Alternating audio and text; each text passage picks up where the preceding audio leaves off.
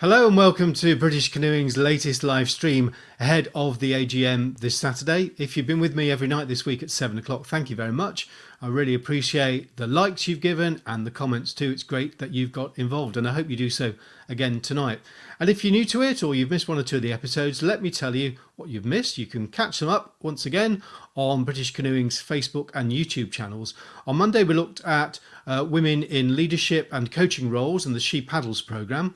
On Tuesday, it was all about the access and environment issues surrounding our sport and the Clear Access, Clear Waters campaign. And we did a river clear up of the River Derwent.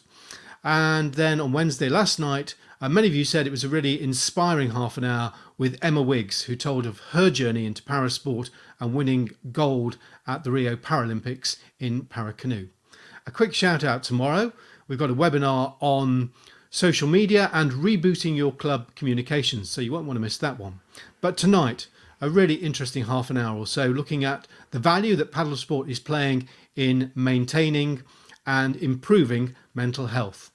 We've got some very powerful real life stories and we'll be talking about social prescribing, which is something that you, your club or your centre might well want to get involved with. We'd certainly encourage you to look and listen about that.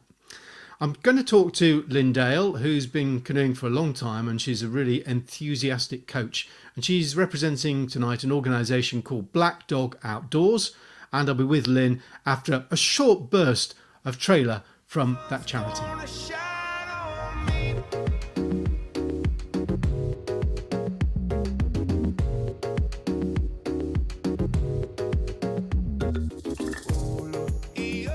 So joining me now is someone who tries every day to get someone out on the water. She's been out on the water herself today. It is Lynne Dale. Hi Lynne. Hi Mark, how are you? I'm very well, thank you. What I want you to do first of all is just tell me about how you get people out there and who you do it for. So we do it for absolutely everyone. I work with Black Dog Outdoors, which is a charity who helps to get those who may find their mental health and well-being makes it difficult to get outside. So I focus on getting as many people as possible outside and for me onto the water. It's one of the things I'm very passionate about as a paddle sport officer. Why are you so into paddle sport? Where did that come from? It was always my go-to spot. It was always my relaxation was just being on the water. And the more I did it, the more addictive it became. The more I became aware of just being out there, just did something for me. It just connected me. It doesn't have to be running the rapids or doing the big drops or anything huge. Sometimes it's just about floating and looking around.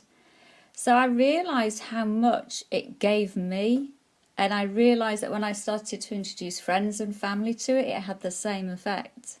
Then when I had the opportunity to join Black Dog Outdoors, it was just, for me, a match made in heaven, because I get to do the thing I'm passionate about every day and helping to introduce other people to the same feeling. So when did you start?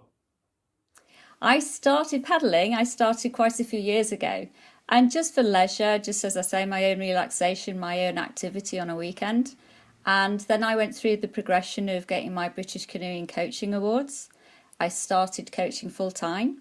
So in my own private work, I coach adults and children with autism, anxiety, ADHD, Asperger's. So there's something very therapeutic for getting them outside. And I like to introduce people at that initial level. I think when you're with someone and you see the raw emotion of someone who's really frozen and really tense and nervous, and to actually be present when for the first time in their life the water has an effect that makes them relax, it's a very privileged place to be and to help that happen to someone. So I get to do it all day, every day. So the obvious connection for me was to be doing it with Black Dog Outdoors. Well, there'll be a few envious people out there that you've made this into your job and your passion. Was that an overnight thing? Is it a gradual thing? How did you do it? It was a gradual thing. It's taken a while for me to realise that there was the opportunity for me to do it for a living and to actually do it full time.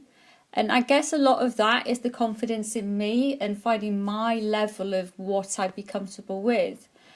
I knew that for me to go down the coaching pathway, I didn't want to be a progressive coach in taking people on the whitewater trips and that type of thing, although sea kayaking is my own personal discipline. For me, it's the introduction for people, the first time getting people onto the water. So I needed to make sure that that was the specific pathway that I followed, which took a while. But now the fruits of the labour are there, and I've never been busier.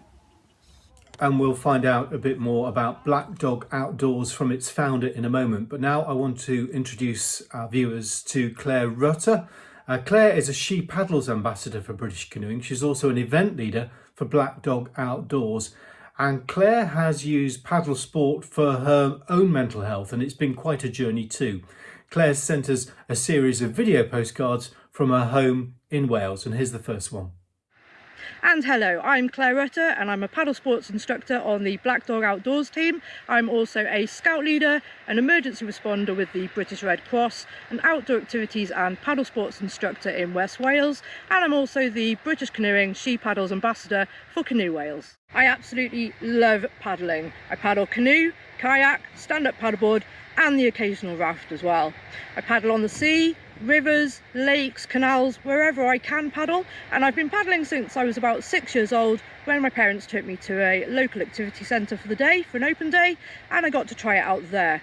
I loved it so much that I later joined the Brownies, the Guides and later the Scouts, where I still remain today as an adult scout leader. Here's where I more often than not get on the River Teifi in Cardigan, West Wales. That's if I can get through the geese, of course. The Teifi is my favourite place to paddle, and at 76 miles long it has something to offer everybody, paddler or not. I'm really thankful that I live so close to water, my scout hut and my place of work. Here on the left in blue is my Scout Hall boathouse, and the single-storey building to the right is my scout hut where I'm a scout leader. I was also a scout here, and paddling always brings back great memories for me from when I was younger. Now I get to take today's scouts out on the river as an instructor and give them those experiences and memories that I treasure so much myself. So that's Clare Rutter. We'll get more from Claire in a moment. I mean, she must be a great ambassador for both British Canoeing and for Black Dog Outdoors. Yeah, absolutely. I'd known of Claire but basically through her very positive approach that she has and she comes across on social media, which I'm sure you'll have seen.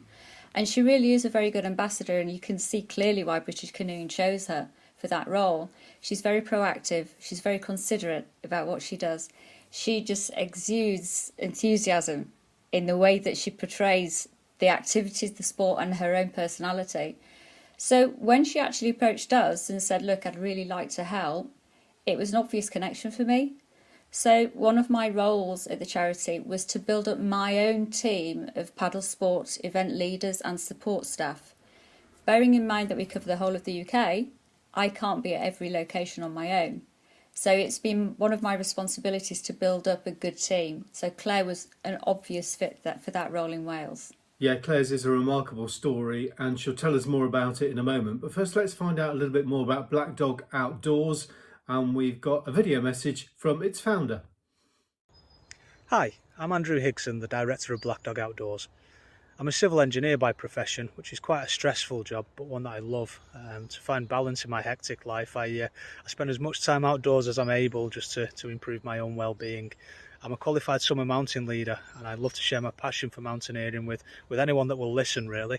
And that's really why I set up Black Dog Outdoors as a charity to improve well-being and mental well-being through a reconnection with the outdoors. Those of us that spend time outside know the positive effects that it can have on our own mental health, but unfortunately for those with a mental illness, just getting outside the house can be quite a challenge in itself, which is why we established Black Dog Outdoors, to provide supportive introductory sessions to encourage people to take up outdoor activities such as paddle sport and hill walking as a means to improving their well-being. All of our events are led by qualified outdoor professionals and supported by mental health first aiders to provide a safe and encouraging experience and atmosphere for the attendees. Clubs can play an important role in supporting the work that we do at Black Dog Outdoors by providing an exit strategy for the attendees, somewhere for them to go back to knowing that they're going to be safe and looked after. Okay, so it's a wide-ranging charity then. It's about the outdoors, but you're specifically looking at paddle sport. I am, yes. So I met Andy a couple of years ago. At that time, we spoke about the charity he'd started. You could see the passion in what he was doing. He knew that he wanted to have some element of paddle sport included as an activity to offer people, but didn't really know anyone that he could connect with or how to get that started. And he gave me the overview that he had at the time is he wanted it very much to be like a scouting for grown-ups, but with a purpose. And the element missing was the water. So I went away, I thought about what we could do and how we could do it.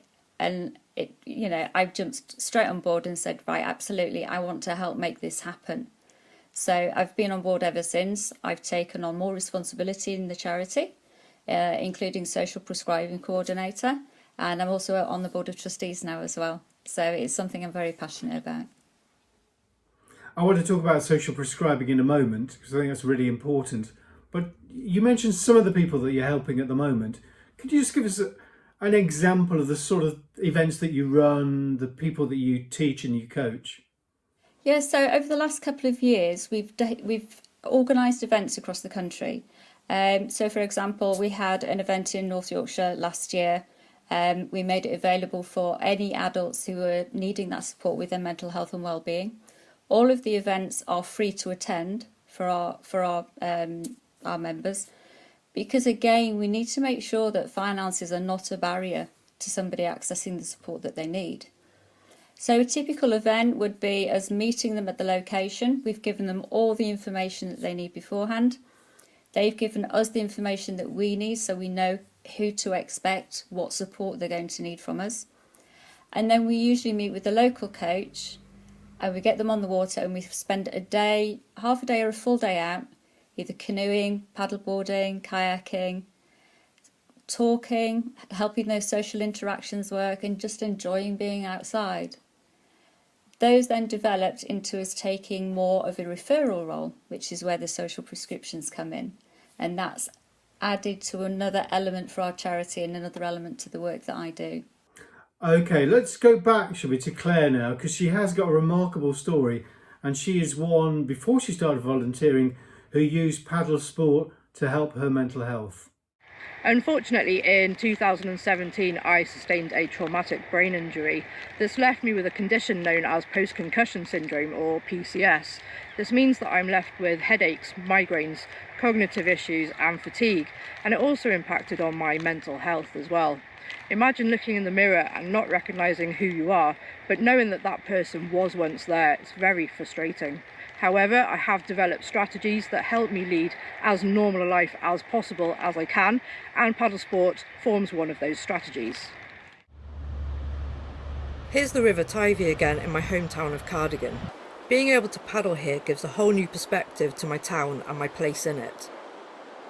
The river is really high at the moment due to a recent storm, but when it's at its normal state, it's a nice gentle flow from which to appreciate your surroundings. There's so much to look at and ponder and wonder how things were in days gone by. I often think about the impact of the river on the mental health of paddlers and of local townspeople historically in the past. I wonder if the water was as important to them as it is to me. Every time I paddle through the archways of the old bridge, it's like a sense of calm and relaxation comes over me. If I started to paddle through with things on my mind, I will often come out the other side a different person. Just up from my base in Cardigan is the Tyvie Marshes Nature Reserve and the start or finish of the historic Tyvie Gorge. The only way to see much of this area is by the paddle.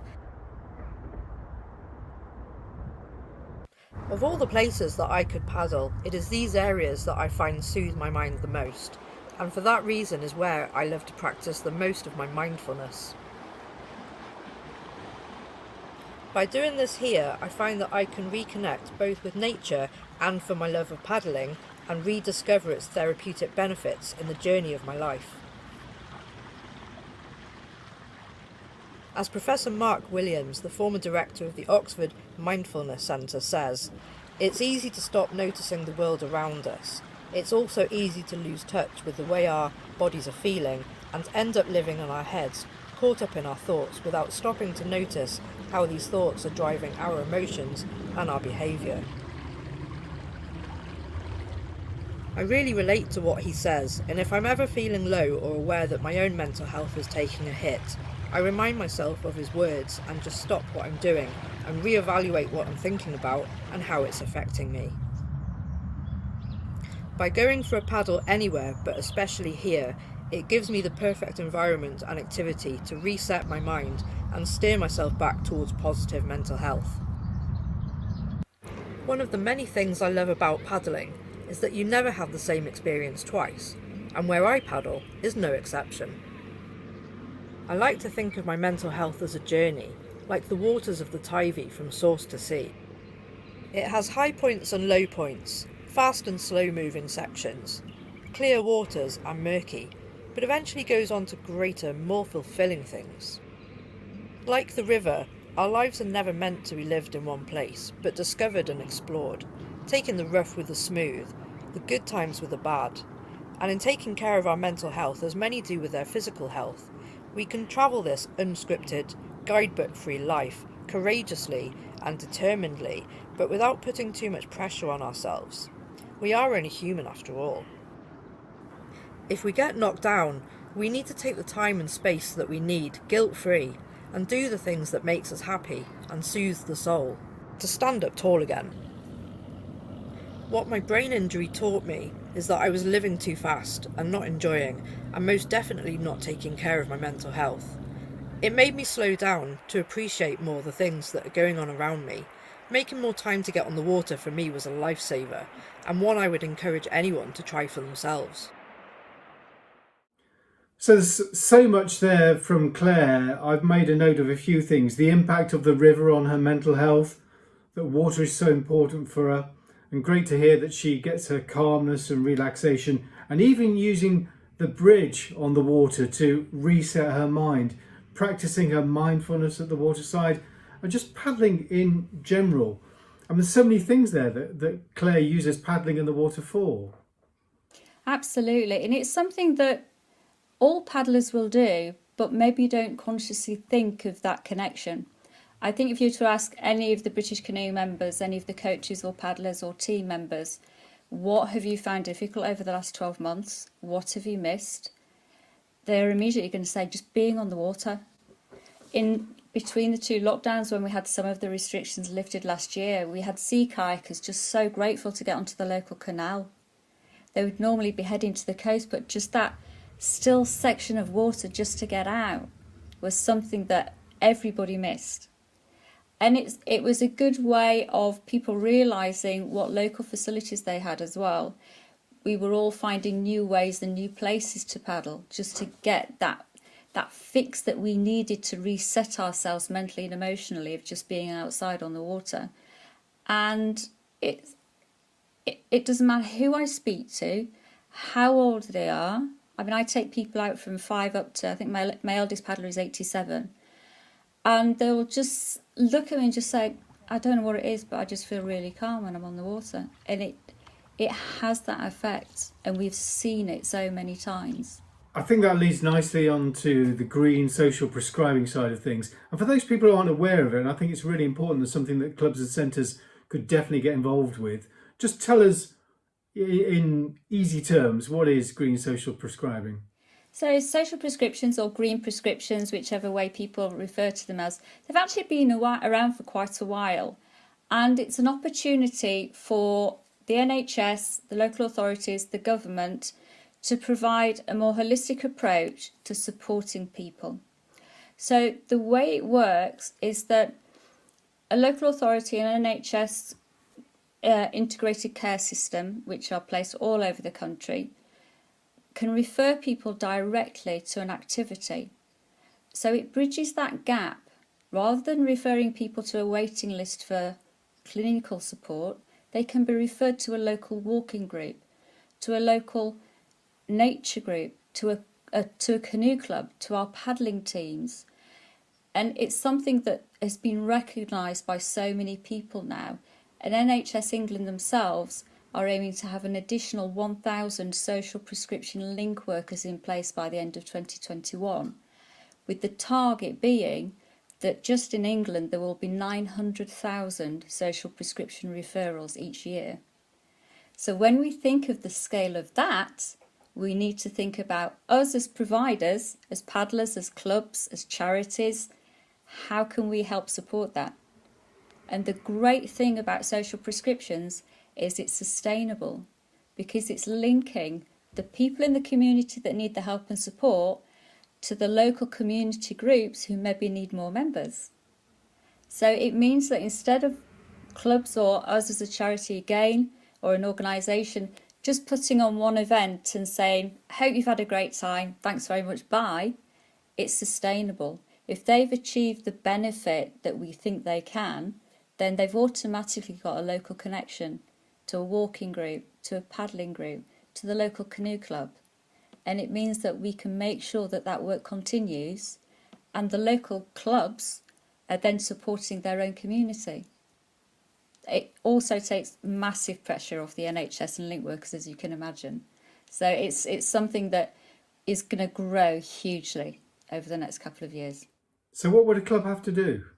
Speak to us, absolutely. We need support from British Canoeing as our national governing body. They 100% recognise the importance of green prescriptions and social prescriptions. For British Canoeing clubs, we need the support of them, and we would like to support them.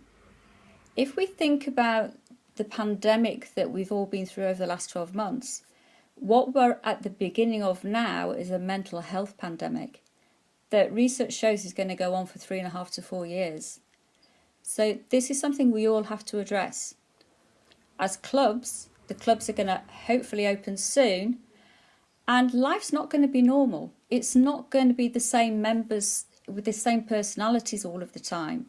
We could have people that have been shielding for the best part of a year that are going to feel uncomfortable getting into a big group. We're going to have committee members and club volunteers who don't necessarily have the mental health first aid coaching to be able to support someone who suddenly breaks down in tears because they're feeling really anxious. So we can support the clubs by helping signpost to training, to provide information. The clubs can help us by helping run events, by helping support us get people out there on the water. That boosts their membership, it boosts the support that the club can give to their local community, and we're getting more people on the water. And we know already that once people are on the water, it's got a really positive benefit. So it's a win-win all around for me. And you've seen the positive benefit already, have you? Absolutely. We started taking referrals last year, and I think the first one, or the one that sticks in my mind the most, I guess, was a young gentleman in North Yorkshire. He was called David, and he'd struggled with depression for 3 or 4 years, and it was quite deep-rooted. He did have a link worker who'd been working with him for a considerable length of time. David was previously very active. He loved his mountain biking, but for various reasons, everything collapsed in his life and he couldn't get outside. It was that simple. He couldn't get out the door. His bike was sat there. That made him feel worse. He'd look at his bike. He knew what he used to be able to do, but he just couldn't do it anymore. So I took a referral from his link worker, and she explained the issue, and she said, I'd really like to try and see if getting on the water would help. Yeah, absolutely. I'm there. How quick can you get there? So I arranged to meet them at the river. No show. It took 2 or 3 attempts over a few weeks. And each time David wasn't there when we needed him to be there. And the reason for that was, again, he couldn't get out the door. That day, he knew he wanted to do it, but that one aspect of just getting up and walking out of the door was too big a leap in one go. He could not do it. So, okay, there's a solution for every problem. We arranged for his link worker to go and pick him up. Come on, David, I'm going to get on the board with you. We'll both go out together. That worked. And at the beginning of December, we got David out on the water. He'd never paddleboarded before at all. He'd never met me. And he and his link worker got on the boards. We had a 2-hour paddle. He was standing within 30 minutes. He was beaming from ear to ear. And the effect it had was huge. It really did. And that was just one person. That was just one referral. Multiply that by the 900,000 that we were talking about earlier. And that's just for Paddlesport in England. So the scope there of how we can help people, such as David, who we can then introduce to the local canoe clubs, so he knows I felt the benefit, I really enjoyed it that day, I know I can get out of the door. He knows now that he can go to his local club 15 minutes away. They know him, they know what benefit he gets from it, and we know that David's being looked after. That's released the pressure from his link worker, who can be now working with other people in the area that need the support. Wow, that's such a powerful story, and I also see completely now why you find the work you do so rewarding. That's amazing. Well done, Lynne. I'll come back to you again just to wrap up in a moment, but I think we should get our final postcard from Clare Rutter, and Claire talks about what she does for both Black Dog Outdoors and for British Canoeing. As a paddle sports instructor, I love to share with others what helps me and see the impact that it has in them too. In March 2020, that's when our lockdown began. Shortly after, I felt my mental health was starting to take a little bit of a dip. Fortunately for me though, I received a phone call that completely changed my life. It was from Gail Penn at Canoe Wales. She told me that I'd been successful in my application for becoming the British Canoeing She Paddles Ambassador for Canoe Wales. This completely gave me new focus and new hope for the future, and it meant that I could share my love of paddle sport with everybody else and impact positively on everybody's mental health. Suddenly my life got very busy, and for the better. My mental health has definitely helped by keeping myself busy, being in the outdoors and paddling as much as possible, all whilst carefully managing the effects of my brain injury. Between delivering paddle sports taster sessions in canoe, kayak and stand-up paddleboard, both with work clients on the Tyvee and with Duke of Edinburgh Award scheme participants on their canoe expeditions on the Thames, along with the She Paddles Cymru ladies on events across Wales, I'm pretty sure I spent more time on the water than off, and I even fitted in a few personal paddles too. A global pandemic will always be disastrous, but I also believe there are always opportunities even in the darkest of times. I had the opportunity in my hands to keep everyone talking and thinking about other things rather than focus on a time of despair and fear. Voluntary work has always formed a huge part of who I am and what I do, and to be able to think and do paddle sports on a day-to-day basis not only tackled my mental health, but also gave me purpose to give and inspire at a time when people needed it the most. Being a British Canoeing She Paddles Ambassador in the year of coronavirus was difficult but not impossible. It meant that I had to come up with creative new ways of how to engage with people, and much of this happened online. As the restrictions eased, we were able to develop into actual She Paddles events in Wales, and this was great for everybody's mental health. Being the first She Paddles Ambassador in Wales was a tall order, but what a year to do it in. At a time where everyone lost their freedom and appreciation for the outdoors seemed apparent, with sales of paddlesport equipment and accessories going through the roof and leading to a worldwide shortage and high demand for when people could once again enjoy the outdoors life. The ladies were ready for action and we were ready to deliver it. We had an explosively successful year, with over 250 new and beginner women and girls on the water, across a fully booked 6-location tour all over Wales, and an expedition. We brought instruction, tips, equipment, fun, laughter, friendship and unity that no amount of money could ever buy. I even won an award for my efforts. That was great for my own mental health. Paddle sport isn't just a hobby. For the mental health of us all, it's a lifestyle. See you on the water. Well, Claire says it, and I think you articulated it well, a lifestyle. Well done, Claire, and thanks for all those videos. Lynne, yeah, opportunities in the darkest time, the voluntary work helped Claire, and that feeling of giving back, of inspiring others, and she's obviously really, really proud of being the first She Paddles Ambassador in Wales. So if we look forward, and a sort of parting message really ahead of the AGM to all clubs, centres and individual paddlers out here, what do you think we can learn from the last 12 months really of lockdown? How do we look forward to a post-COVID world, and what should we be doing? There's so many aspects that we can look forward to, but I think we all have to accept that it's going to be difficult and it's going to be different and it's going to take time. So we need to look to each other as how we support not just the clubs, but also those coaches out there, those coaches that have now got to pick people back up off the floor that have felt devastated that they've not been on the water for a year. So again, those coaches need the support from British Canoeing, from charities such as our own. We can help the clubs and the clubs can help each other in the membership. We need to look at a holistic approach and a sustainable approach to how the clubs can run. We would love to support the clubs and work with them, and we do need their support. So I think it's something that we all know. If we ask ourselves genuinely what we've noticed to change over the last 12 months, I think it's that connection that we all have now, that life can be different and we can change things. Small little changes can make a huge difference. So if the clubs would like to be involved, we'd love their support. We have huge demand. They can get information from our website at www.blackdogoutdoors.co.uk. They can contact me.